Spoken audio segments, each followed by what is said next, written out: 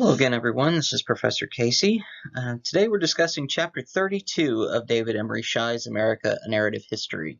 This is the final chapter of the textbook, and this particular chapter is one that I've chosen to divide into three sections rather than two.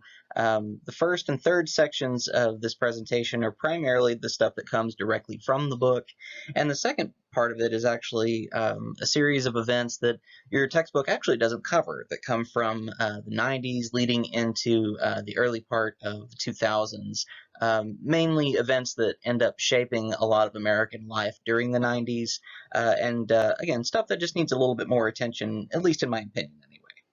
Okay. So this first slide here, just from the title slide, this is a pretty haunting image, and one that ends up being pretty recognizable to a lot of Americans who lived through this. This is the aerial view of the island of Manhattan, as you see here on the lower left-hand side, taken from space on the morning of September 11th, 2001. Okay, so the damage from the events that we'll discuss a little bit more in a little bit were so devastating you could actually see them all the way up from the space station. So to rewind the clock back to the early 90s, we begin with the presidency of Bill Clinton. Okay, and as a presidential candidate in 1992, Bill Clinton is a very different figure from his previous counterparts. Okay. For one thing, he is actually the third youngest president that we have at this point at the age of 46. Remember, JFK was still the youngest that we've had so far at the age of 43. And Bill Clinton ends up being kind of an amalgam of some of the better parts, at least on the surface anyway, of some of his predecessors. Okay, he has the charm and kind of the social charisma of Ronald Reagan. He has kind of this centrist ideology when it comes to politics, very similar to the way Jimmy Carter did. In other words, he's willing to work in a bipartisan way. And again, he's smart, right? He's got this witty sense of humor. He makes himself relatively accessible, kind of this, down to home individual in the way that he ends up interacting with most of his contemporaries and with Americans in general.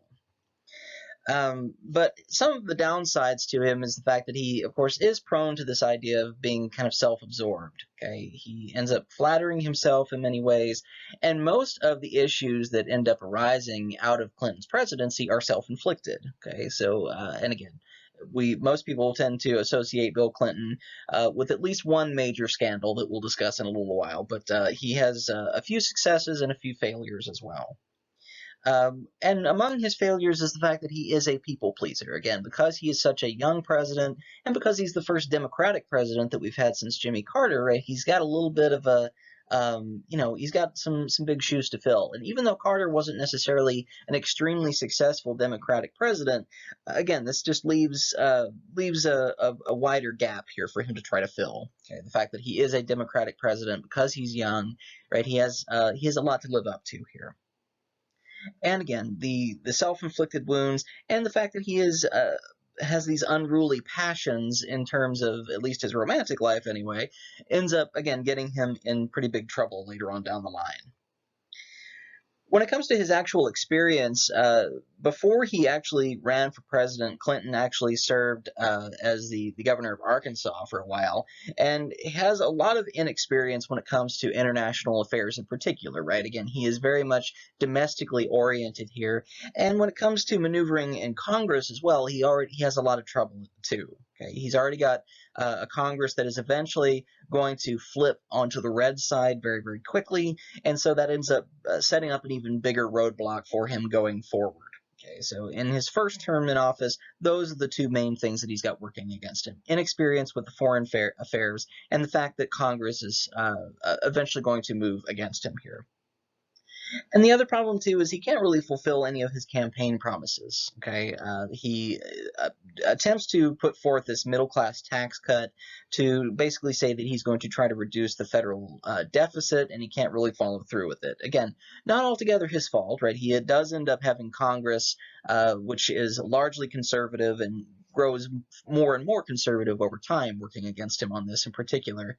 And he also drops the promise to allow gays to serve openly in the U.S. military. Okay, this is something that, again, kind of harkens back to some of the more liberal and progressive ideologies that were dropped very largely under from the transition from Johnson to Nixon. Okay, so we have this large flip in that, and it's replaced by the policy of what is referred to as "don't ask, don't tell." Okay, in other words, if you are gay and you serve in the military at this point, you're basically just required to keep it a secret. Okay, if you do reveal yourself, you can potentially be discharged, and in many cases, that is exactly what ends up happening. Okay, so this does end up, over time, of course, it ends up being phased out as well. But this is it's a relatively toxic policy for the most part.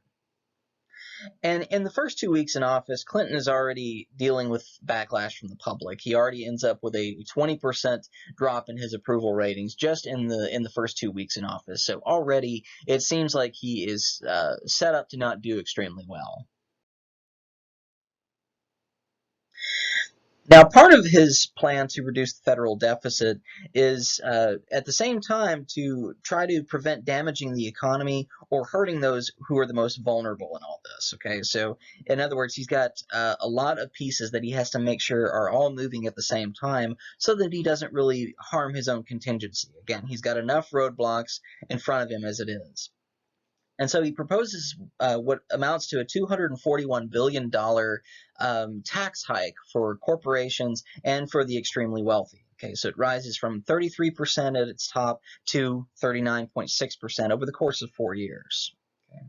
And his plan is to make $255 billion in spending cuts over 4 years at the same time. Okay, so in other words, major corporations and the wealthy are going to bear a lot of the tax burden, and then cutting back on spending, government spending, is, in other words, cutting back military spending and so forth. A lot of the stuff that his predecessors were really ramping up, Reagan in particular, he's got to basically feel this entire federal deficit that his former Republican predecessors have built up. Okay, so this is, again, something that he's kind of inherited, and he's got enough problems as a young Democratic president anyway.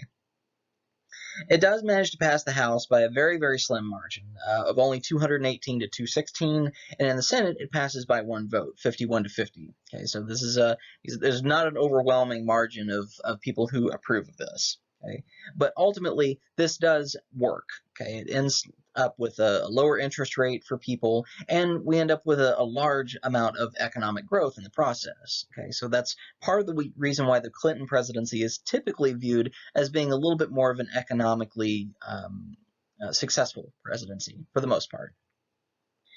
And he also approves or urges the approval of what's called the North American Free Trade Agreement, or NAFTA. Okay, and this basically makes North America, the largest free trade zone in the world. Okay, we're able to basically do business with Canada and Mexico without any kind of tariffs. Okay, we're able to do business directly with our neighbors, and it makes this entire area, the entire North American continent, a free trade zone. Okay, in other words, all other countries, all bets are off. We still have to do a little bit of business with them in terms of making tariffs and so forth. But with North America in particular, it makes it all free. And this does manage to win Republican approval, okay, but unfortunately, he ends up losing part of his own contingency in the Democratic Party. Okay? They are worried that this is going to cause jobs to eventually go overseas, that we're going to have to do more and more outsourcing to countries that are, quote, cheap labor countries. Okay, and this is something that does end up happening more and more and more, not just because of what Clinton does here, but also just because of globalization in general. Okay, the Cold War is over now, and so we're actually able to do a lot of outsourcing to Balkan countries, partially to the former Soviet Union, and to countries in the Middle East and in Southeast Asia as well. So this is again, not to defend Clinton necessarily here, but this is just something. It's one factor in a sea of many factors. The primary focus of what Clinton really wants to do when he's in office is something that never comes to fruition, at least while he is there. Okay, and it's a major healthcare overhaul. And there's a lot of public support for this. Okay, for the idea of a government-administered health insurance system. Okay, primarily because in the period from the Reagan administration all the way through the Clinton administration, medical costs have skyrocketed. Okay, whereas it used to be only a bill of maybe I don't know, a few $100s to have a child. By the time Clinton comes into office, it's a few thousand or a few 100,000. Okay, so this is something that ends up it's spiraling out of control in this regard. And 37 million Americans at this point have no health insurance. Okay, these are primarily the people who are the poor, the working class, and the unemployed. Okay. And the Health Security Act is something that he puts forward here. It calls for larger corporations to pay for most of their employees' medical insurance, okay? And small businesses are required to form what are called health alliances to provide a certain amount of health care to their employees as well, okay? So obviously this is something that can't be shouldered by everyone in an equal manner, right? And so these smaller businesses have to kind of come up with their own solutions here. In April of 1994, the Health Security Act is ultimately voted down by Congress, though. Okay, and a large part of this has to do with the fact that it's extremely long and extremely complicated. Okay, it's 1,364 pages, and Clinton will not allow any changes at all to be made by it. Okay, so this is something that, again, it's the what is it? The unstoppable force meeting an immovable object kind of situation. In 1994, again, the further roadblock that's set up here for Clinton is the fact that Congress ends up being flipped to a large red wave here that we have. The Republicans take control of both houses of Congress, and we end up with 32 governorships flipping over to the red side as well. Okay, 32 states in the Union suddenly have Republican conservative governors in place. California, New York, and here in Texas with George W. Bush. And the large Republican victory in Congress is led by the very first Republican Speaker of the House in 42 years, Newt Gingrich. Okay, Gingrich himself was a former senator from Georgia. He's a former history professor, and he loves controversy. Has written several books about government conspiracies, and he has a very large ego as well. And Gingrich is partially responsible for helping to mobilize what is now referred to as the Christian Coalition. This is kind of the second generation of Jerry Falwell's moral majority that we saw during the Reagan administration. Okay, it's a large movement of right-wing conservatives with a heavy Christian fundamentalist tinge to it that are kind of controlling the strings a little bit behind the scenes. And the Christian Coalition is formed in 1989, in part by Falwell and in part by televangelist Pat Robertson. Robertson is still going on today, right? He still has his own TV program and is very, very controversial for some of the claims that he makes, specifically when it comes to natural disasters, terrorist attacks, and so forth. He claims they're judgments by God for homosexuality, for abortion, and for all kinds of other things. So take from all that what you will, but this is it's steeped in controversy is the best way I can put it. And the Christian Coalition, again, has very similar goals to what the moral majority had during the 1980s. Okay, they're very pro-school prayer, very anti-abortion, anti-feminist, anti-gay rights. And they are the ones who end up taking control of most of American politics during the 90s. So again, this is another situation that kind of ends up really rearing its head up against a Democratic president like Bill Clinton. Okay. In 1994, when the Republicans do take control of Congress, Gingrich promises what he refers to as a contract with America. And this is where he says he is going to completely dismantle the, quote, corrupt liberal welfare state. Okay, so he's basically trying to follow through with a lot of what Reagan tried to promise at the beginning of his first term in office, basically saying that all these, these policies and programs that have been put into place from the 1960s are going to be dismantled over time. And we're going to do it very quickly and without a lot of remorse. He's going to try to reduce regulation of businesses, so we're kind of going back to this laissez-faire policy. He is going to continue environmental protections. Okay, this is something, again, that Richard Nixon set down in the 1970s and does have bipartisan approval. He's going to require term limits for members of Congress, so in other words, they're not going to be allowed to serve in perpetuity. And he's going to primarily slash all of the social welfare programs that are in existence. Okay, and this is one of the biggest downsides to the latter stages of the Clinton presidency, is that Congress does target most of what Democrats attempted to do back during the 1960s, specifically under Johnson with the Great Society programs. And Gingrich also wants to pass a constitutional amendment requiring a balanced annual federal budget. Okay, and this in particular is very much a pie in the sky kind of hope, because the federal budget and the federal deficit are all major issues that Republican presidents have laid down for Clinton to try to pick up and clean up. Okay, so this is something that can't exactly be done exactly the way Gingrich hopes it's going to be done. And he only manages to pass 4 minor elements of the contract, and ultimately ends up shutting down the government twice in the fall of 1995, primarily due to the fact that Clinton has a lot of backlash against the idea of the budget pledge. Again, he recognizes that this is something that cannot be done very efficiently, at least not while he's in office. It's going to take a couple of presidents to try to clean some of this stuff up. And by 1996, the Republicans eventually abandoned Gingrich's contract, primarily because the public has a lot of negative ratings against this. Just because, again, this is not exactly something that everything can be fulfilled on, and the parts that he really wants to get done are the ones that are typically the most unreasonable. Now, between 1970 and 1977, African American enrollment in colleges ends up doubling in the United States. Okay, we have a large wave of new programs that are more appealing, perhaps. Okay, we have the introduction of African studies, of basically better representation of African American culture. Okay, we have a better teaching, more accurate teaching, perhaps, that is, of course, at this stage still improving, right, in terms of representation of history, being accurate, less whitewashing. And at the same time that all this is going on, a large contingency of conservative whites in America are complaining that there is some sort of a reverse discrimination that's taking place here. Okay, that somehow whites are claiming that the ideas of an African American History Month and so forth is somehow discriminatory against whites. Okay, and so this has been a large target of controversy. Of course, this has led to tons and tons of dialogue about the idea of white privilege and so forth. And so, again, take from this part what you will as well, but this is, again, facts being stated.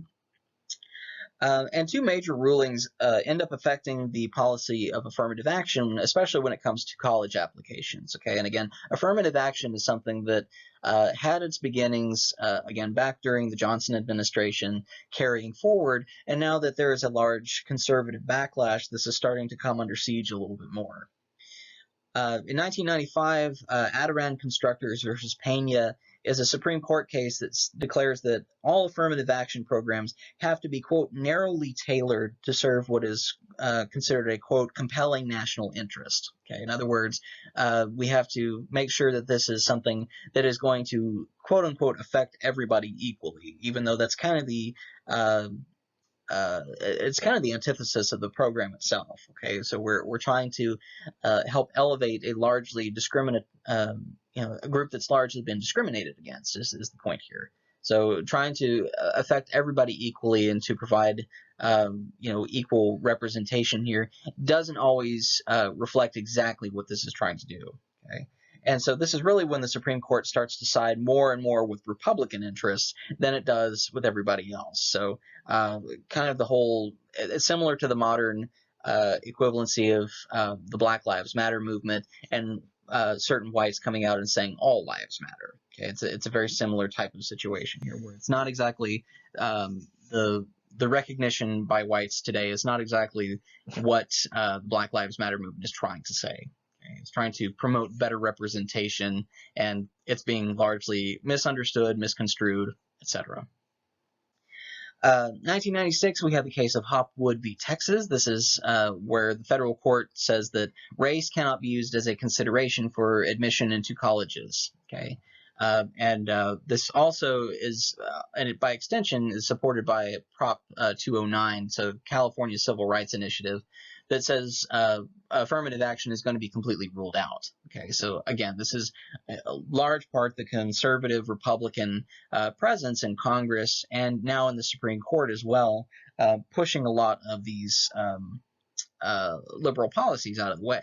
Okay, so it's not serving the African American community well at all to do this. Okay, this is putting up more and more roadblocks for them, and at the same time too, it's pushing the idea that we're giving everybody the exact same package. It's equality but not equity. Okay, so not everybody is being brought up to the same level. Everybody is being given the same treatment, but there's already a deficit for minorities and African Americans in particular here. Okay, so it's difficult for them to catch up.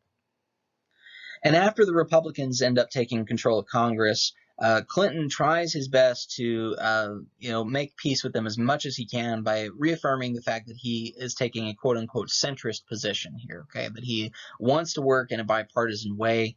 But again, this is kind of his flattery beginning to come into play here, right? He's trying his best to be a people pleaser.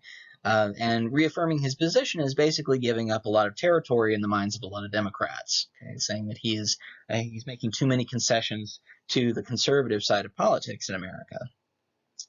And he tries to channel this idea of conservative opinion into reforming all the federal welfare payments that's going on. Okay, so again, this is him basically giving over a lot of territory to individuals who basically want to see a return of Reagan-era policies. Okay. For instance, one of the big things, again, and this is part of what gets the Democratic contingency in particular kind of up in arms against Clinton over time, is the formation of what is called the Personal Responsibility and Work Opportunity Act. Okay. This ends the program that is the aids to families with dependent children. Okay, and this was established all the way back in 1935.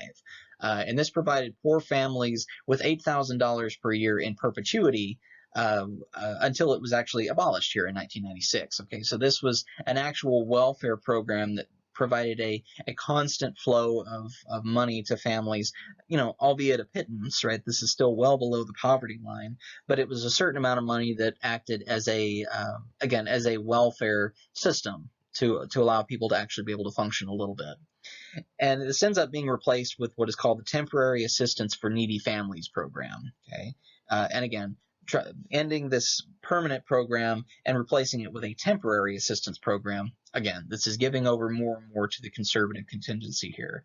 And the temporary assistance program limits the duration of welfare payments to only 2 years. Okay, so in other words, if you are a poor family, if you have multiple children, if you're a single parent or whatever, you only have 2 years basically to try to get back on your feet and become self-sustaining again. Okay, in other words, the government is not going to give you $8,000 a year for the rest of your life here. Okay, so this is supposed to spur greater employment, encourage people to go out and get employment, but again, it actually ends up having a little bit more of a backlash.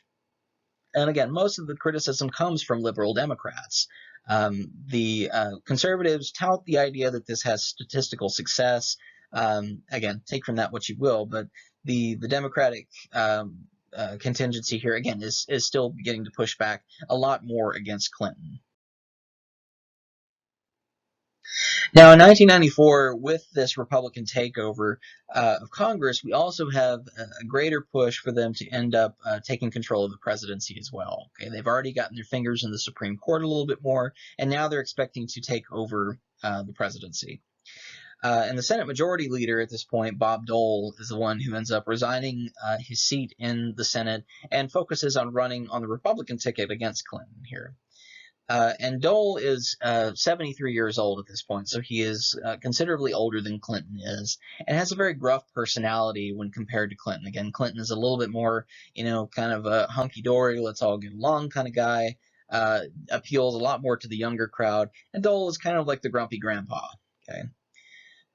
And at the same time, too, we have a lot of economic conservatives and social conservatives over abortion and gun control. Okay, these become two very major issues that we see over time. And once we get into the second part of the presentation here on Chapter 32, some of the major social events that are going on behind the scenes at the same time here, you'll start to see why, especially when it comes to gun control.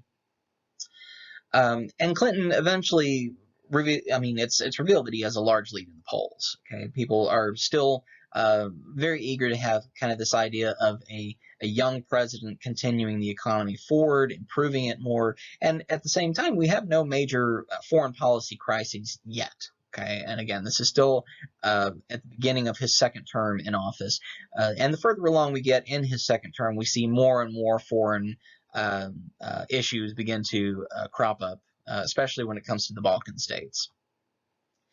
And again, this is still this idea of trying to frame this presidential race as the past running against the present. Okay, Bob Dole being the past, this conservative, again, grumpy grandpa image of a president versus a future, right, where we have a young, hip president here who appeals to, both a younger and an older contingency. And Clinton does manage to win a second term in office here, okay? He has a large electoral victory, and he wins 49% of the popular vote. Dole wins about 41% of the popular vote, and we also get Texas businessman Ross Perot, who runs as well. Very eccentric character. He's lampooned a lot on Saturday Night Live during the time, and he only wins 8% of the popular vote as an independent.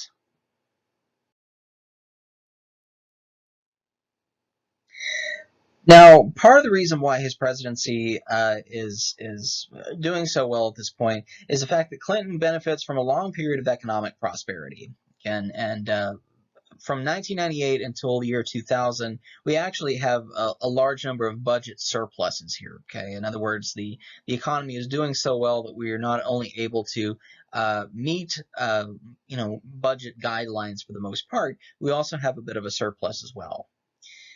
And we have this idea of a new economy that is now beginning to emerge, in large part because we have this idea of globalization that is beginning. Okay, we have brand new products that are all steeped in electronics, computers.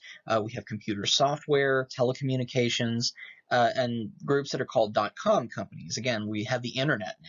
Okay, the internet has become more and more and more of a presence in the global economy, and .com companies are companies that actually exist via the internet. Okay, so for the first time, we have virtual companies that exist and don't necessarily have a specific. They do have headquarters, but they don't exist exactly fully as a physical entity.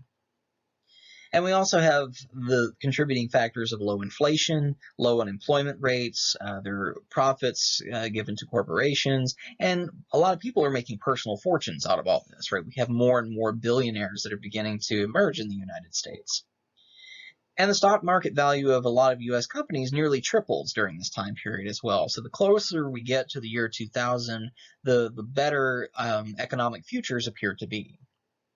And again, this term globalization is probably the biggest feature of Cold War society. In other words, we don't have exactly one entire hemisphere of the world that is partly closed off to business with the rest of the world. Okay, we no longer have the first and second worlds, closing off competition of one another. Now everybody can effectively do business with one another if they want to. Okay, we're not engaged in any major conflicts yet at this point where we're closing everybody off. Okay, there are still only one or two major hermetic countries at this point. North Korea is still really one of the only ones, at least at this point in time. And again, globalization goes hand in hand with all the communications technology we have at the time. Again, the internet in particular. We have ships that are container carriers, right, that can ship large pallets of items overseas. Okay, we have cargo jets that can have U.S.-based companies conducting international business, shipping in the air, shipping by land, shipping by sea, shipping any way that you can imagine. And by the year 2000, more than 1/3 of all production by U.S. multinational companies is occurring overseas, right? Is occurring in other countries. So the U.S. is outsourcing more and more and more to foreign countries, okay? Primarily because it's cheaper. And from 1970 to the year 2000, the multinational companies that are stationed in the U.S. grow from only 7,000 to over 63,000. So again, more and more U.S. companies are doing more and more business overseas because it's making them a lot of money. And again, this term outsourcing is one that becomes more and more common and becomes more and more controversial as well, because in part it is exploitative. Okay, you are actually taking advantage of the fact that there are people in other countries in the world who are willing to do the same job that U.S. Citizens are willing to do for a lot less money. Okay, and there are arguments about the quality of items being produced overseas, whether they're better or not. And so there's all kinds of responses here, right? Whether you take the more nationalist stance where everything should be done here in the United States, quote unquote, or overseas with this globalization effort. Again, it's not necessarily a new argument at this point. And a lot of European and Asian companies are building more plants in the U.S. as well to try to reduce shipping expenses. Okay, so you have more automotive companies like Honda, Mitsubishi, and so forth that are starting to make. They have a lot of building plants in the United States, and they can actually ship cars to local dealerships in the United States without having to make them in Japan or whatever and ship them to the United States. And so now the U.S. is becoming more and more and more mired in global concerns. Okay, and so anytime a global situation occurs, right, if there is a conflict of some kind where the U.S. has economic interests, it happens more and more because the U.S. is now beginning to invest in more and more other countries. Okay, so this is kind of the point where once the Cold War ends, especially, it's very difficult to separate U.S. interests from global interests. Again, by the time we get to Clinton's second administration, his second term in office, that is, he becomes more focused on our economic interests abroad, in part because of the globalization efforts that are continuing at this point. In 1990, just to back things up a little bit more here, the Republic of Haiti installs its first democratically elected president in the form of Jean-Bertrand Aristide. Okay, you see him here. A year after Aristide is actually put into office, the Haitian army actually comes in and stages a coup and kicks him out of the country. Okay, and he and several thousands of his supporters end up fleeing the country and taking refuge in South Florida.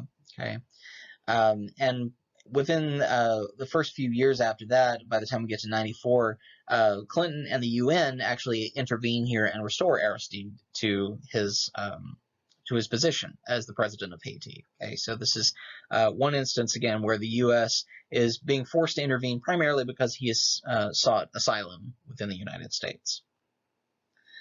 By the time we get to 93, we enter into another period of secret talks between Israel and Palestine to try to ease tensions between the two nations. Okay, and this is kind of a repeat of what we saw with the Camp David Accords in the 70s under Carter. We have the Israel and the Palestinians trying to gain better Palestinian self-rule in the occupied Gaza Strip and Jericho on the West Bank. Okay, and these are areas that are Palestinian territories that are occupied by Israelis. Okay. In September of 1993, the Israeli Prime Minister Yitzhak Rabin, who you see here on the left side, and the PLO leader, the Palestinian Liberation Organization, Yasser Arafat, meet together and formally sign an agreement together. Okay, and you see the image here in the background of Rabin and Arafat shaking hands in front of Clinton. In 94, Benjamin Netanyahu becomes the Israeli prime minister here, and he is a very hardline conservative. And Netanyahu is technically still in office today, okay, 25 years or so going forward from this. And at the same time, or a few years later, rather, 98, Arafat, Netanyahu, who is now the head of the Israeli government, and King Hussein of Jordan all come together and sign what are called the Wye River Accords. Okay, and this is where Israel agrees to surrender an amount of land in return for Palestinian security guarantees, basically saying we're willing to give up a certain amount of land to Palestine in exchange for basically Palestine agreeing to leave us alone, that they're not going to attack us anymore. So again, this is still kind of continuing this back and forth situation. And again, the closer we get to the year 2000 and even afterward, this all ends up kind of crumbling once again. Okay, so these types of peace agreements are typically kind of like, again, putting a Band-Aid on a tumor in a certain regard. Okay, it's something that's very temporary and typically doesn't do a whole lot in the long term. Now, one of the biggest events that comes into play here and doesn't really begin to involve the U.S. as much until we get to Clinton's second term in office is the situation in the former Yugoslavia. Okay, Yugoslavia, if you look here on the map, is this entire territory that is colored in here. Okay, it's originally one large state in the Balkan regions. Okay, you have Austria to the north, Hungary over here as well, Albania and Greece to the south, and so forth. And the former Yugoslavia ends up disintegrating into ethnic warfare during this time period. Okay, it has 6 republics here that you see that are all bordered here with one another, and 4 out of 6 of these republics declare independence suddenly. Serbia, in particular, that you see over here on the right-hand side in this purple region here, begins to stir up civil wars in neighboring Croatia that you see up here in kind of this mustard yellow color, and Bosnia-Herzegovina that you see down here to the south. Okay, and the large theme of this particular conflict and what ultimately causes the United States and the UN to intervene is something that is referred to as ethnic warfare. Okay, and ethnic warfare in this case specifically refers to the fact that each one of these areas that you can tell here, for the most part, they're all very monochromatic. Okay, Serbia here is again, all ethnically Serbian. Croatia is all ethnically Croat, right, and so forth.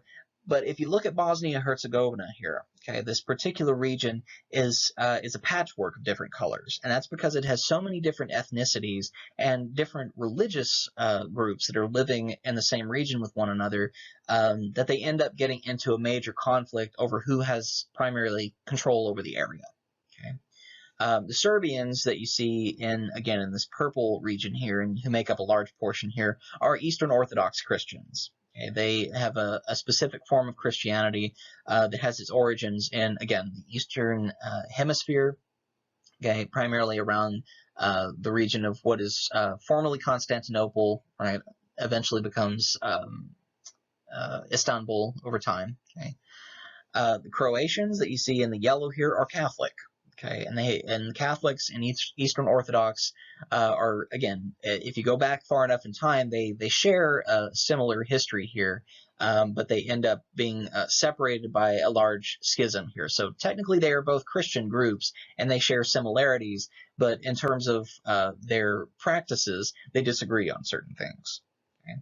And in the midst of all this, you have the Bosniaks. Okay, these are Bosnian Muslims, and these are the individuals who make up the light green portions that are kind of speckled all around Bosnia-Herzegovina. Okay, so these 3 groups, even though the term ethnic warfare is used here, it's actually religious warfare that's happening here, and each one of these groups is technically vying for control over Bosnia-Herzegovina.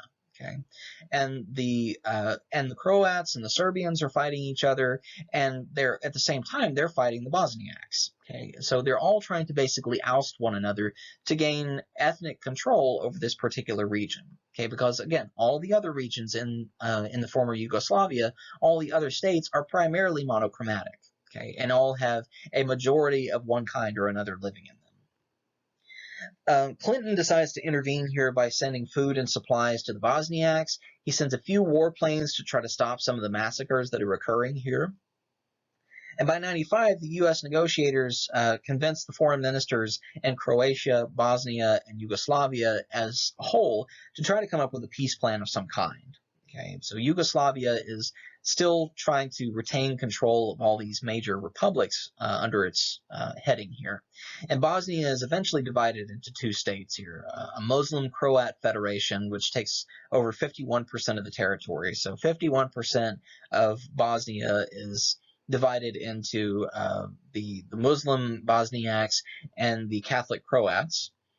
And the Bosnian Serb Republic becomes 49% of the territory. Okay, just a small minority in comparison here. Okay, so the Bosnian, or a large minority in comparison, but still minority in terms of the other percentage. Okay, Bosnian Serbs make up 49%. And these 2 states agree that they are going to allow basic human rights, free elections to continue, and 60,000 NATO troops are dispatched on the ground to make sure that this actually happens. Things become really, really devastating here, though, in 1998, because the president of Yugoslavia, Slobodan Milosevic, who you see here, begins a campaign of what he refers to as ethnic cleansing. Okay, this is the very first time that this term is actually ever used by a world leader here. And the term ethnic cleansing is a euphemism for genocide. Okay, so Milosevic looks at all this and he says that we're going to target the 90% Albanian Muslim majority for slaughter. Okay, so this is essentially the Yugoslavian Christians now turn and begin to attack Albanian Muslims. Okay, and Albania at this point is in the southern part and is not even part of Yugoslavia at this point, right? It's this region down here to the south next to Greece. Okay, so it's not even part of Yugoslavia, but there is a large Albanian Muslim minority that you see down here. If you look in the this little green portion to the south of Serbia here, right next to Montenegro. Okay, so the Muslims are suddenly being targeted for this idea of quote-unquote ethnic cleansing. And NATO actually has to intervene here by launching airstrikes against Yugoslavian military targets. Okay, so basically to try to put down this insurgency by Milosevic. And on June 3rd, Milosevic actually finally ends up suing for peace. It takes 72 days of a bombardment here before he finally gives up. And Milosevic is actually tried for war crimes here. And a lot of Serbians and Croatians are actually tried for war crimes in the midst of all this. One actually was tried in the last couple of years and actually drank poison on live TV and collapsed and died rather than actually, surrendering and giving in to all this. And Milosevic actually ends up dying in prison in the year 2006 after being tried for all this. So he wasn't actually executed for any of this. Now, back home here in the United States, Clinton is already plagued by a lot of old charges in his first term in office concerning a series of investments that he and his wife Hillary made at a resort in Arkansas that was planned that was called Whitewater. Okay, this is supposed to be some kind of basically a getaway resort. Okay, and it's revealed that this entire project called Whitewater was a fraudulent thing. Okay, that the people who were actually organizing it all were basically just taking the money and running essentially. Okay, there was no actual plans to construct the resort.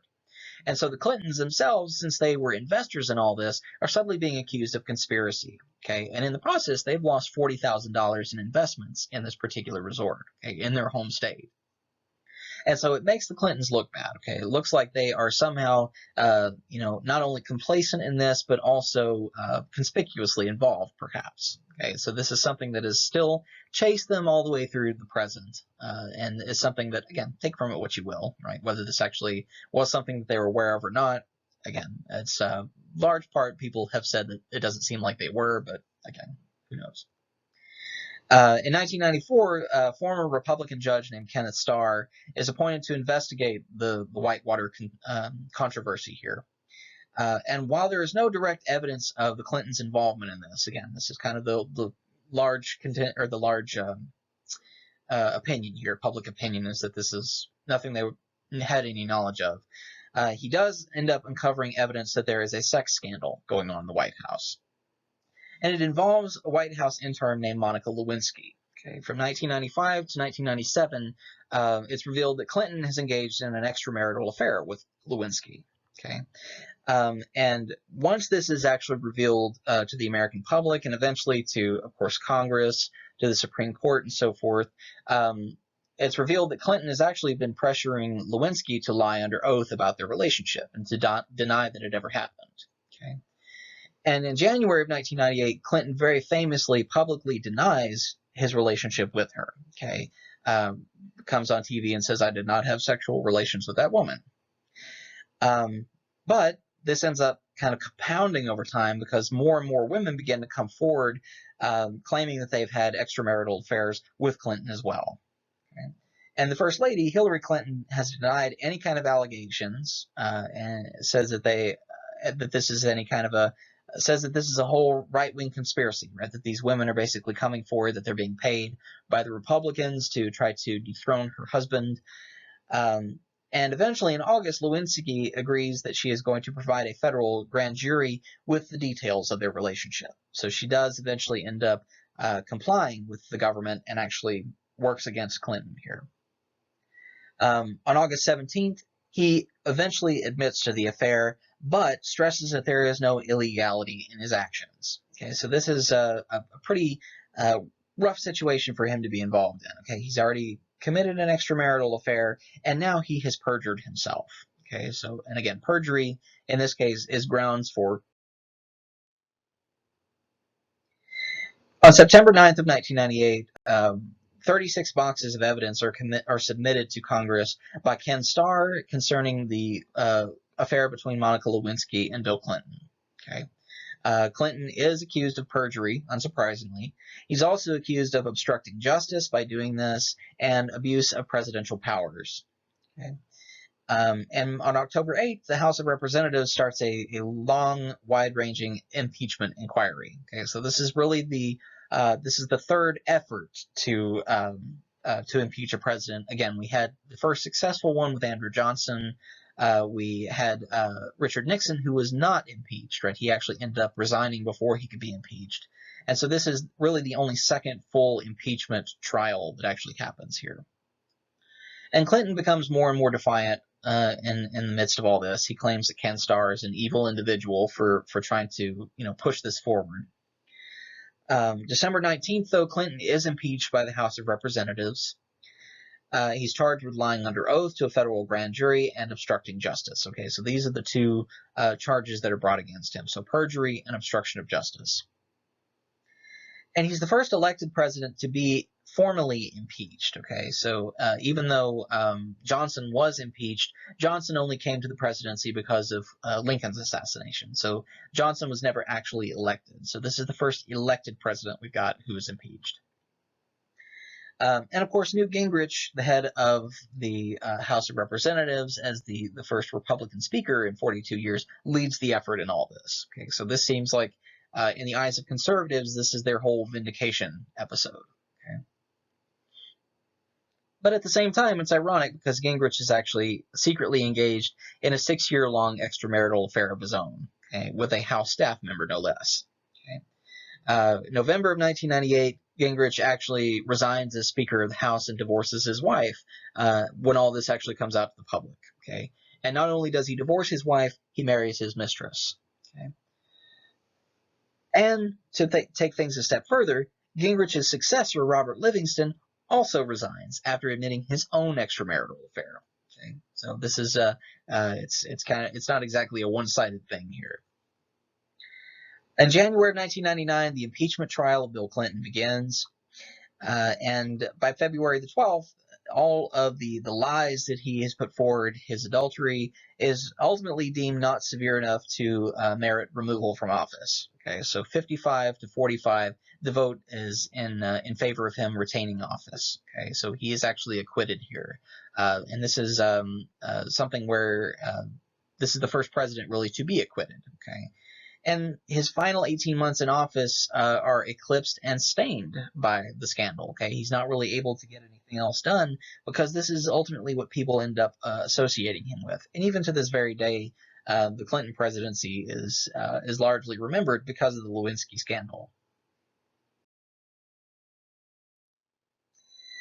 Now, the election of 2000 becomes one of the most controversial elections in modern history especially, but in American history at large. Okay, former Vice President Al Gore ends up running on the Democratic ticket. Gore was Clinton's vice president. And Gore runs on a ticket that promotes an active federal government that is committed to environmental protection in particular. Okay, Gore is actually becomes a large spokesperson for environmental conservatism, for the global warming movement, right, where people begin to look at climate change. And his opponent here is Texas Governor George W. Bush, who runs on the Republican ticket. And Bush actually runs on a ticket very similar to his father, George H.W. Bush, right? This idea of compassionate conservatism that connects him not only to his father, but also to Ronald Reagan, okay? And it's a resurgence of almost the identical types of policies that we saw under Reagan and Bush Sr., okay? A lot more transfer of power to the states themselves. And he also touts the idea that he is also a born-again Christian evangelical. Okay, and so he and Carter are the only two presidents in modern history who really have done this, who have tried to promote themselves from the get-go as siding exclusively with one religion or another. Okay, so this is kind of and this is part of what ends up leading to more of a controversy about the separation between church and state during the Bush presidency. He also urges a lot more tax cuts and what he refers to as a humble foreign policy to try to end quote unquote nation building. Okay, and so this is something that does not, obviously under Bush, does not go the way that he expects, perhaps, because of what eventually ends up occurring a year into his presidency. And conservative commentator Pat Buchanan ends up running on the independent ticket here on a much more heavily conservative side of things. And liberal consumer activist Ralph Nader ends up running on the Green Party ticket. So we actually have 4 presidential candidates here running against one another.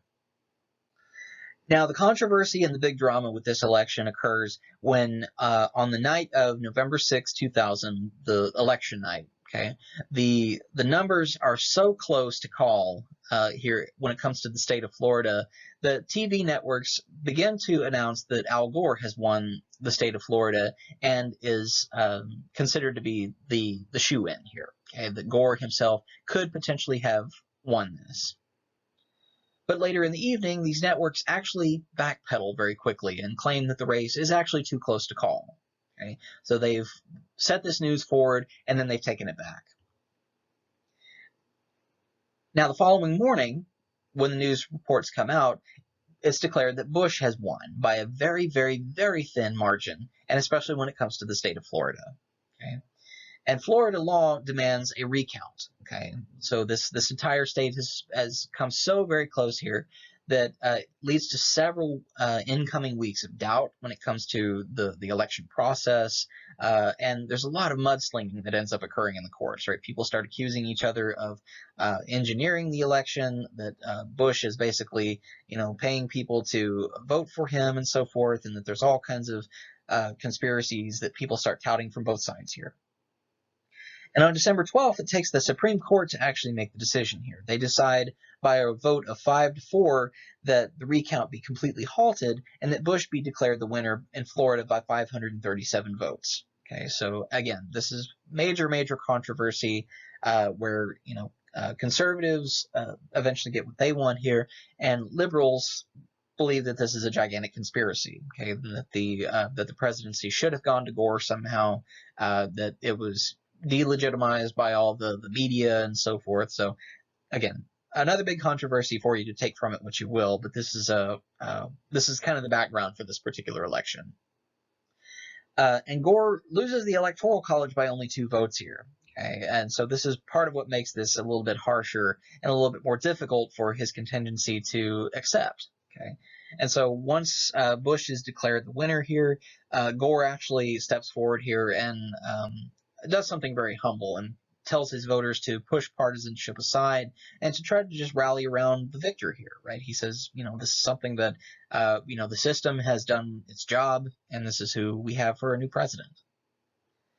And the appointments that Bush makes in the aftermath leads to more and more partisanship in the government, a lot more bitterness, because most of the people he appoints are heavily conservative individuals, okay, and in terms of his key advisors, in particular Dick Cheney, okay, who is chosen as the vice president, who is very, very domineering, who takes a lot of questionable roles in the background, especially once we get involved in the Middle East. And Dick Cheney controls the flow of information to Bush, and in many ways ends up distorting it and making it seem like it's all coming from more conservative angles. The conservatives of the country have the most support for Bush. And Bush makes a lot of several campaign promises here, a lot of promises that he, again, like many of his predecessors, can't exactly fulfill. Okay, he promises to cut taxes for the wealthy, to increase military spending, and opposes a lot more environmental regulations. So this is actually doing a lot of what his predecessors, his father in particular, and Reagan decided to do. And when it comes to environmental regulations, removing some of the restrictions on some of that ends up, again, kind of pushing back even against what Nixon did to a certain regard, takes it even further into a conservative slant, right? Much more to the right-wing side of things, because this ends up benefiting corporations who are willing to take control of the environment and exploit it more. And he also wants to privatize Social Security, okay? Try to invest in workers' retirement pensions and the stock market. And by March of 2001, the U.S. economy is in full recession for the first time in over a decade. Okay? On June 7th, Bush signs the Economic Growth and Tax Relief Act into play, and this cuts $1.35 trillion in taxes. Okay? And this leads to an extremely sharp drop in terms of the federal revenue, and there's a rapid budget deficit that happens after Clinton's surpluses are used up. So now all the stuff that Clinton has tried to do to help the economy recover from his predecessors is being effectively undone, and now all the debt is beginning to pile up again. And so there are a lot of more massive increases in Medicare and Medicaid as well at the same time, and so this allows deficits to compound more and more and more.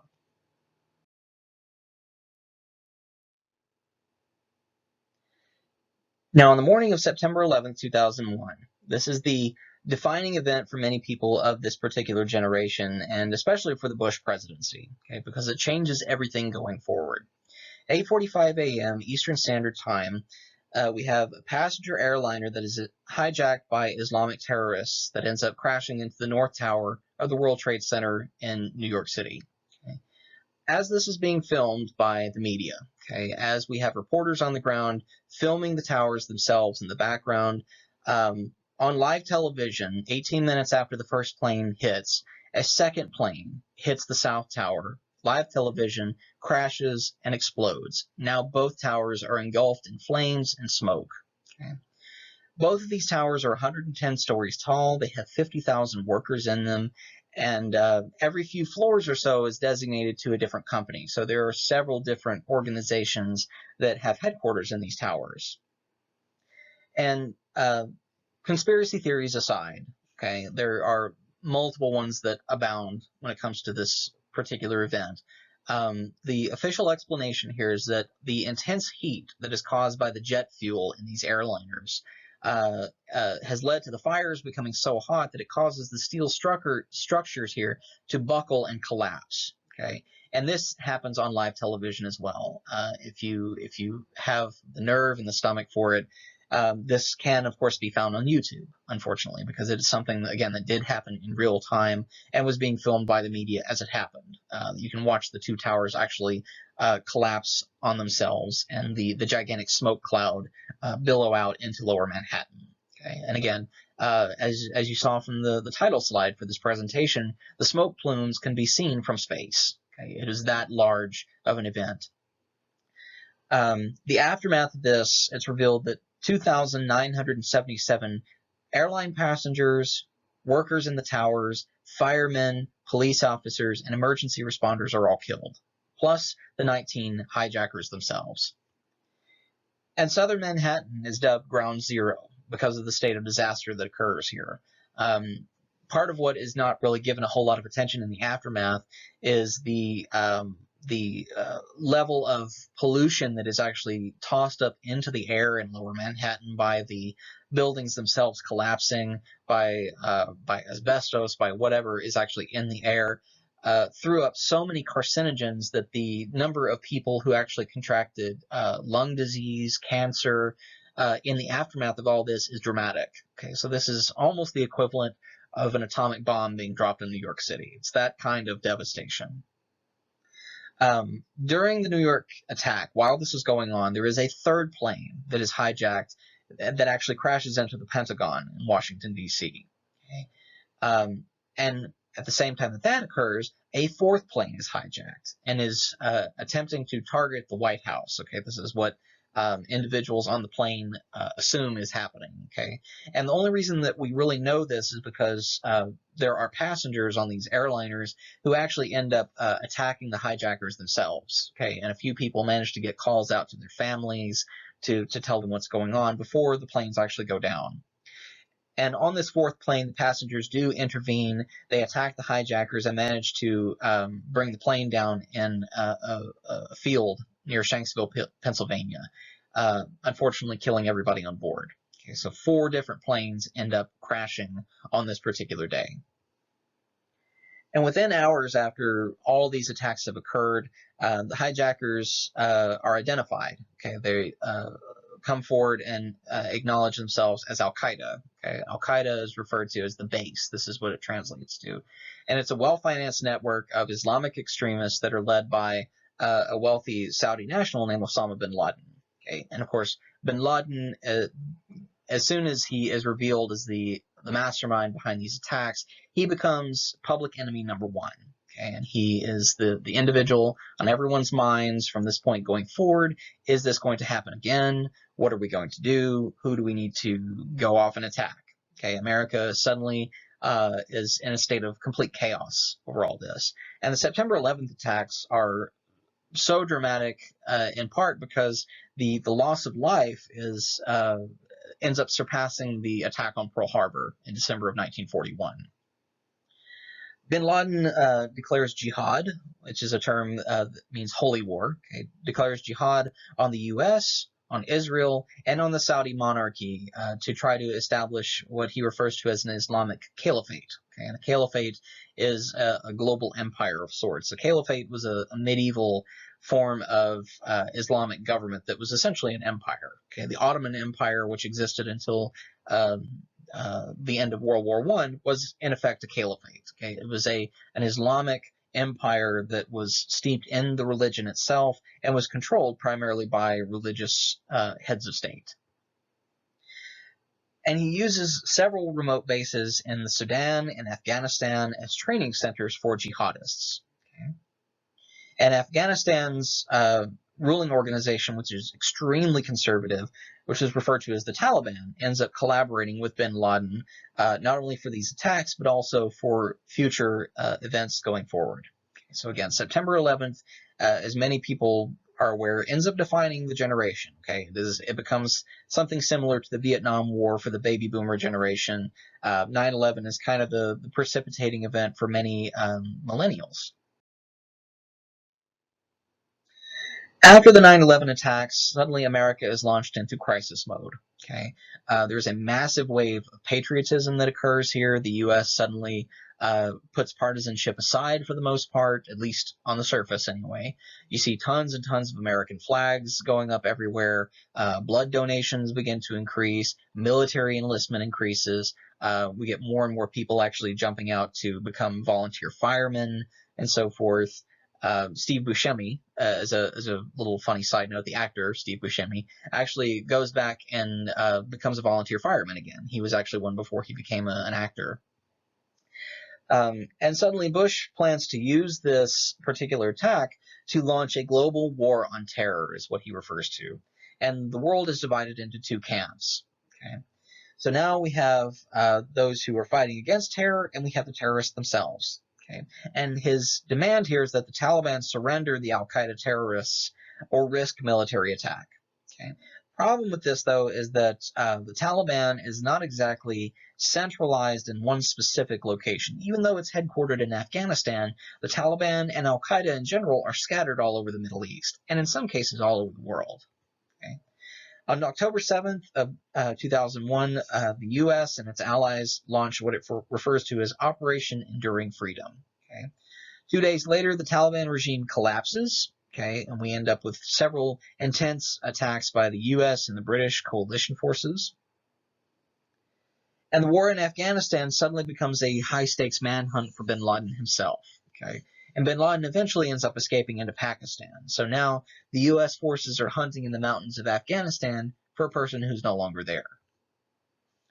And the country goes on high alert. Okay? There is obviously now a major threat for more domestic terror attacks.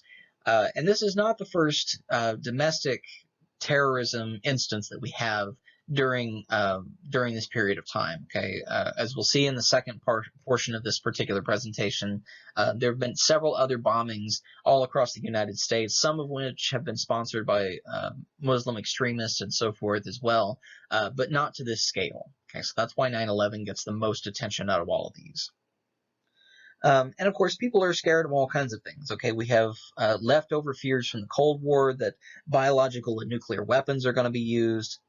And so Bush ends up establishing what's called the Office of Homeland Security. Okay, and he does this without congressional approval. Okay, primarily so that he and the executive branch of government can spy on American citizens and try to see who is actually potentially an enemy of the state, right? And suddenly this turns into a situation similar to what we saw with McCarthyism, right? Who is potentially a terrorist here? Okay, and so profiling begins to occur. Okay, we start to see a lot of Muslim profiling in particular. With Mike Bloomberg eventually in New York City, we have stop and frisk type situations and so forth. So there's all kinds of backlash that happens in the aftermath of this. And again, it's not all of the results of this are good. Transportation Security Administration is created, the TSA. Okay, this is what is supposed to screen airline passengers. Okay, again, it's where you go to the airport, you have someone with rubber gloves who frisks you to make sure you're not carrying weapons of some kind. We have the U.S. Patriot Act that comes forward here. This allows the government agencies to begin to eavesdrop on conversations between prison inmates and their lawyers. Okay, this is something that violates confidentiality agreements. To make sure that these prisoners are not trying to orchestrate things from behind bars. And it also allows suspected terrorists to be tried in secret military courts. Okay, and so this is something that becomes a very, very shady aspect of all this and leads to a lot of scrutiny, especially when it comes to Guantanamo Bay. Okay. And of course, civil liberty groups oppose this very, very vehemently. They think that this is unconstitutional, which in many ways it is. And Dick Cheney and the Secretary of Defense, Donald Rumsfeld here, both convinced Bush to authorize torture when it comes to CIA and FBI interrogations, particularly when it comes to suspected terrorists. Okay, so again, this is what specifically puts Guantanamo Bay back on the map as being a government prison where terrorist suspects are actually brought, interrogated, and tortured, and in many cases ridiculed. Okay, in the aftermath of a lot of these arrests and so forth of the individuals who were involved, we start to see images coming out in the public of these people being stripped naked, being urinated upon, being photographed in humiliating ways and so forth. So again, this is kind of all shady dealings that are going on as kind of personal vendettas to a certain extent. And by fall of 2002, we have the unveiling of the Bush Doctrine. Okay, and it says that quote-unquote shadowy networks, okay, and this is a very loose term here, shadowy networks of terrorist groups and unstable rogue nations with weapons of mass destruction, okay, require preemptive U.S. military action. Okay, and the concern of weapons of mass destruction, or WMDs as they're sometimes called, is something, again, that's left over from the baby boomer generation and from the Cold War. Okay, weapons of mass destruction are just what we referred to a moment ago. Nuclear weapons and or biological and chemical weapons. Okay? And this becomes kind of the impetus for a lot of the invasions that we start to see in the Middle East going forward. And in particular, this is what gets Iraq back on the map here. Okay, from 2002 to 2003, the Bush Doctrine begins to target Iraq more and more and more. Okay, Dick Cheney, Donald Rumsfeld, and the Deputy Defense Secretary Paul Wolfowitz all come together and they urge Bush to use the U.S. power to try to reshape the world in the image of America. Okay, so this is essentially doing away with everything that Bush promised that he would not do. Okay, at the beginning of his presidency, that he would not try to engage in this nation-building thing. And this is a sponsored regime change here, okay, when it comes to countries that are deemed unstable and or unfriendly to American interests, typically the latter more than anything else. And the regime of Saddam Hussein and his loyal Sunni Muslim faction, the Ba'ath Party especially, become extremely major targets of all this. Okay, and the concern here is that Saddam Hussein is somehow stockpiling WMDs of some kind, okay, specifically biological and chemical weapons of mass destruction. Okay? And part of the reason that this is touted, right, even though on the surface it may seem like there isn't a whole lot of evidence for this, part of the reason for this is because of the first Gulf War that we had, the first war in Iraq. Okay, the Gulf War has this aftermath where allegedly nerve agents were being used on U.S. Coalition forces, okay, and it led to something called Gulf War syndrome, okay, where basically individuals would have some kind of nervous disorder that they would end up having, would lead to widespread nausea, loss of motor function in some cases. It had some mental effects and so forth. And so there's been kind of this rumor going for probably about the last 20 years by this point that Hussein has been using chemical warfare against the United States and against coalition forces, and even against his own people in many cases. So the concern here is that he could potentially manufacture these on a larger scale and use them to devastating effect. So on March 17th of 2003, Bush demands that Saddam Hussein and his sons, 2 sons that he has, leave Iraq within 48 hours or face an invasion. Okay. Unsurprisingly, with the major ego that Saddam Hussein has, he refuses. So 2 days later, the U.S. and British forces launch Operation Iraqi Freedom. Okay, and this is where they agree to invade Iraq and try to overthrow the Saddam Hussein regime. So France and Germany refuse to participate in all this, right? They believe that there is no concrete evidence to support invading. Okay, and the Saddam Hussein regime is a very, very, very autocratic and very horrible regime to live under at this point in time. So, not to necessarily legitimize the invasion here or anything, there is a very excellent book that was written by a man who was actually an Iraqi citizen at the time named Kanan Makia, called The Republic of Fear, that deals specifically with this. And he recounts all kinds of things that people faced at this time. Okay, it was death to own a satellite dish. It was death to own a cell phone. If you're in a cafe in Baghdad that has a picture of Saddam Hussein on the front cover and you accidentally spill your coffee on it, you could potentially be arrested and disappear. Okay, if you are a family with a young daughter who is out after a curfew, you could be sent a videotape of her being accosted and or assaulted and or killed and tortured by the Ba'ath Party Guard. Okay, so this is a very, very horrible regime to live under, and so again, not to take a stance on this one way or another, and take from this what you will, but the Saddam Hussein regime was a pretty horrible one anyway. So the U.S. forces launch a massive bombing campaign here, a big invasion of 250,000 American troops, 50,000 British troops from bases in Kuwait. And by April 9th, U.S. forces managed to capture Baghdad. Okay. His regime and his army both collapse a week later. And more than 2,000 Iraqi soldiers are killed to fewer than 200 U.S. and British troops. Okay, so it seems like this is a very quick and decisive victory for the most part. Unfortunately, though, big part of all this that gets overlooked so much is the fact that tens of thousands of civilians are killed here. Okay, so by both sides. Okay, we have U.S. forces that are killing civilians as well as the Iraqi forces. And even though Bush claims that there is a sense of mission accomplished here, that we went in, we took over Baghdad and so forth, no weapons of mass destruction are discovered in Iraq.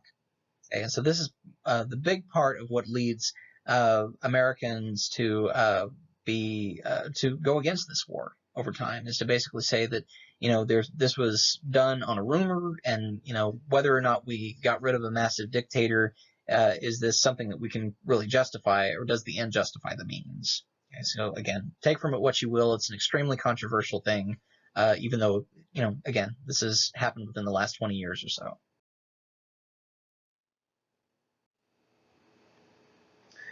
Now, in the aftermath of the invasion of Iraq, the entire region becomes very destabilized. Okay, and Iraq is a general idea here is as a place that's very, very fractured when it comes to several different Muslim religious factions and several ethnic feuds. Okay, we have the two major factions of Islam. We have Sunni Islam and we have Shia Islam, okay, both of which actually come from different backgrounds when it comes to the succession of the Prophet Muhammad. Okay, one group states that it's one individual, one group states that it's another individual. Okay, so it leads to two different camps here. And the ethnic feuds stem from the idea that we have Arab Muslims who are living in the region.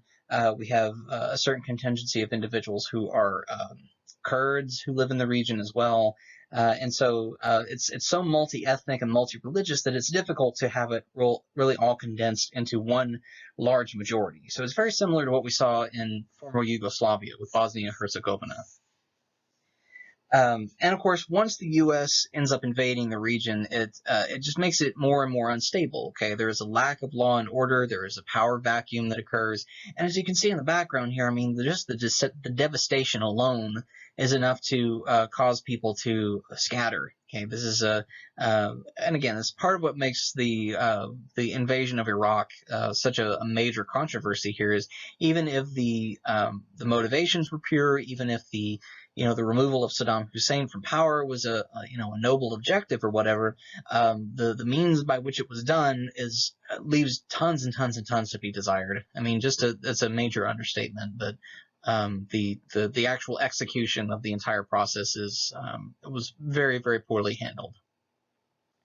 The Prime Minister of Iraq at this point, Nouri al-Maliki, imposes his own authoritarian regime in the aftermath, okay, and it's a Shiite-dominated regime, okay, which ends up discriminating against the Sunnis, the Kurds, and other ethnic and religious minorities, okay, so there's very few Christians, very few Jews who really live in the region, but those are the other major minorities in the region. And again, under Saddam Hussein, the ruling Muslim faction was Sunni. Okay, so now we have it flipped from Sunni to Shia Islam. In fall of 2003, Bush admits about 150,000 more U.S. troops are going to have to remain in Iraq longer than expected. Okay, so again, because of all the instability in the region, because of the mess that coalition forces have made, it requires the longer cleanup process.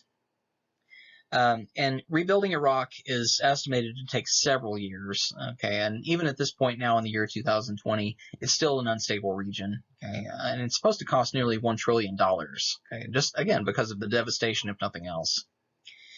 And of course, Bush is very heavily criticized for launching an operation that was premature, for basically doing it just out of a sense of let's go get him, out of revenge and so forth, and really kind of a mismanaged and misaimed policy here. Okay, basically that he didn't listen to anybody around him. And of course, there's a lot more leaked footage of what the U.S. soldiers are doing when it comes to detainees in the process of all this. Okay, this begins to leak onto the internet. U.S. soldiers abusing and torturing detainees at Abu Ghraib. Okay, and Abu Ghraib is a major prison near Baghdad that gains a reputation very similar to Guantanamo Bay for cruelty, for torture, and so forth. And of course, this is beginning to take on an air that a lot of people at the time, anyway, attempted to compare to Vietnam. Okay, where we have U.S. soldiers who are coming in and committing atrocities of their own. In December of 2003, Saddam Hussein is finally captured by U.S. forces. He's actually found hiding in a small underground passage at near a little hut out in the outskirts of a little region, a little country region. And he's, completely disheveled. There's images you can find of him with a long, scraggly beard. He hasn't shaved. He hasn't bathed in a while. And eventually he is put on trial, found guilty of war crimes, and is turned back over to the Iraqi people, who hang him in 2006. By 2004, it's estimated that 1,000 Americans are killed in the Iraqi conflict and more than 10,000 people are wounded. And Sunni jihadists who originally were working alongside Saddam Hussein end up allying with al-Qaeda to end up undermining the Iraqi government itself and to attack U.S. forces in the process. So now this is it constantly morphs and compounds into something different. Okay, so this is a mutating war here. And Bush spends funds faster than any U.S. president since Lyndon Johnson on this again. So that's why another parallel is drawn between Iraq and Vietnam here. And the Iraqi war ends up distracting from the revival of the Taliban in Afghanistan. Okay, so now we have completely shifted our focus away from Afghanistan and Saddam Hussein, and now the Taliban is making a resurgence there. Okay, so it's kind of a whack-a-mole type of situation. Okay, we can't put one group down fast enough before another one pops up again. Okay, at least and that's an oversimplified way of putting it, but that's the way that the government at this time is kind of looking at the situation. And Bush's re-election campaign becomes even more complicated by the public's concern over Iraq. Again, this is becoming a much more controversial war because it seems like we have attacked somebody that seemingly had nothing to do with the September 11th attacks, and that was the original intended target, right? Is that we were going to attack Afghanistan, that we were going to attack Osama bin Laden and put that to an end, and instead we've attacked a completely different country. Okay, and so Senator John Kerry of Massachusetts ends up running on the Democratic ticket here. Okay, he condemns Bush for misleading the U.S. over Iraq, over the idea of there being weapons of mass destruction, for completely mishandling the reconstruction of Iraq after the fact, and for just making a big mess. On November 2nd of 2004, the initial exit polls suggest that Kerry could potentially outpace Bush and win. But Ohio becomes a swing state here and swings to Bush, and Bush ends up winning a second term. And he also not only wins the Electoral College, but also the popular vote, and Republicans increase their majorities in Congress as well. So the conservative contingency is alive and well at this point and has a very firm grip on the U.S. government. Now, to make matters worse at home, in August of 2005, Hurricane Katrina strikes. Okay, and this is a Category 5 hurricane that slams into the Gulf Coast and makes landfall directly with New Orleans in the crosshairs. Okay, and there are several pieces of footage, documentaries that you can watch about how horrible this was. The largest area of Louisiana, of Mississippi, and Alabama completely devastated, and the image that you see in the background here is just the tip of the iceberg. This is a horrible, horrible situation. New Orleans itself takes the brunt of the storm. Of course, you see people who, those who can actually get out, do get out. Many people either choose to stay behind or have no other choice because they have no funds to get away. They have no means of transportation. They are incapacitated, whatever the case may be. And over 1,000 people are killed when the hurricane makes landfall, and 1 million people are homeless. And the footage that you see in the aftermath of this is almost too horrible to bear. You see bodies floating down the street. You see nursing homes that are flooded, people who are up to their chests in water in some cases, people on the roofs of their houses begging for people to airlift them away. The devastation is massive. And local officials and the Federal Emergency Management Agency, or FEMA, are completely unprepared for the disaster. They believe this is something that's going to weaken or change course, and instead it only increases and hits a direct line of attack almost. It's like being attacked on New Orleans. And in the aftermath of all this, of course, the Bush administration is also brought under fire for mishandling this at the same time. Okay, and Bush himself eventually accepts responsibility for failing in terms of a federal response, and the director of FEMA, Michael Brown, who you see here, ends up resigning as a result. Okay, many people on the ground say that they are not receiving any kind of aid at all, and it takes several days and several weeks in some cases before people actually get any kind of relief here. Many people take refuge in the Astrodome, and in some places they end up taking refuge in an area where toilets are backing up. There's crime. There's all kinds of stuff going on, looting. I mean, it's just chaos. It's an absolutely horrible situation. By November of 2006, after the cleanup is underway, people have ended up leaving the state in many cases. Many people relocate to Texas and to neighboring states as New Orleans is being rebuilt. The Democrats managed to win control of both houses of Congress, several governorships, and several state legislatures in the process. So we suddenly have a blue wave that comes almost in the aftermath of Katrina here. And in January of 2007, Nancy Pelosi is chosen as the first female Speaker of the House of Representatives. In 2006, though, right before this happens, the war in Iraq ends up escalating. Okay? There is a bipartisan study group called the Iraq Study Group that Bush puts together, and they recommend withdrawing U.S. forces by spring of 2008. Okay?